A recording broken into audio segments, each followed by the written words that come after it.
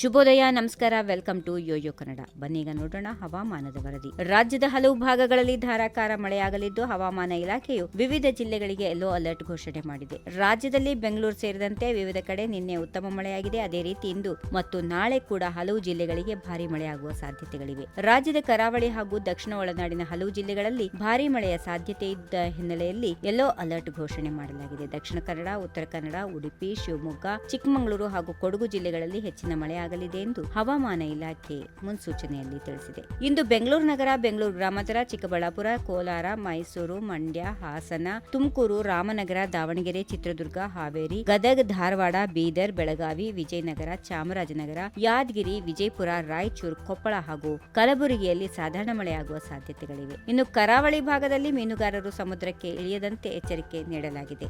July 8ರಂದು Dakshina Kannada, Uttara Kannada, Udupi ಜಿಲ್ಲೆಗಳಿಗೆ ಭಾರಿ ಮಳೆಯಾಗುವ ಸಾಧ್ಯತೆಗಳಿವೆ. ಉತ್ತರ ಒಳನಾಡಿನ ಬೆಳಗಾವಿ, ಬೀದರ್, ಬಾಗಲಕೋಟೆ, ಧಾರವಾಡ, ಕೊಪ್ಪಳ ಹಾಗೂ ದಕ್ಷಿಣ ಒಳನಾಡಿನ ಚಿಕ್ಕಮಗಳೂರು, ಶಿವಮೊಗ್ಗ, ಹಾಸನ, ಕೊಡಗು, ಬಳ್ಳಾರಿ, ಬೆಂಗಳೂರು ಗ್ರಾಮಾಂತರ, ಬೆಂಗಳೂರು ನಗರ, ಚಿಕ್ಕಬಳ್ಳಾಪುರ, ಚಾಮರಾಜನಗರ ಸೇರಿದಂತೆ ಇತರ ಜಿಲ್ಲೆಗಳಲ್ಲಿ ಸಾಧಾರಣ ಮಳೆಯಾಗಲಿದೆ. ಜುಲೈ 9ರಂದು ದಕ್ಷಿಣ ಕನ್ನಡ, ಉತ್ತರ ಕನ್ನಡ, ಉಡುಪಿ ಜಿಲ್ಲೆಗಳಲ್ಲಿ ಭಾರಿ ಮಳೆಯಾಗುವ ಸಾಧ್ಯತೆಗಳಿವೆ. ಉತ್ತರ ಒಳನಾಡಿನ ಗದಗ, ಹಾವೇರಿ, ವಿಜಯಪುರ, ರಾಯಚೂರು, ಯಾದಗಿರಿ ಹಾಗೂ ದಕ್ಷಿಣ ಒಳನಾಡಿನ ಚಿಕ್ಕಮಗಳೂರು, ಶಿವಮೊಗ್ಗ, ಹಾಸನ, ಕೊಡಗು ಸೇರಿದಂತೆ ವಿವಿಧ ಜಿಲ್ಲೆಗಳಲ್ಲಿ ಕೆಲವು ಕಡೆ ಸಾಧಾರಣ ಮಳೆಯಾಗುವ ಸಾಧ್ಯತೆಗಳಿವೆ.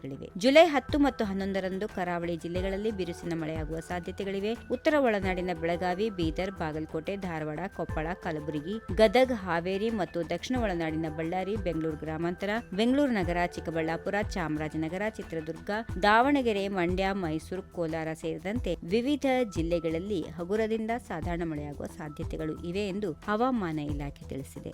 ಈ ವಿಡಿಯೋ ನಿಮಗೆ ಇಷ್ಟವಾದಲ್ಲಿ ಲೈಕ್ ಮಾಡಿ, ಶೇರ್ ಮಾಡಿ, ಸಬ್ಸ್ಕ್ರೈಬ್ ಮಾಡಿ.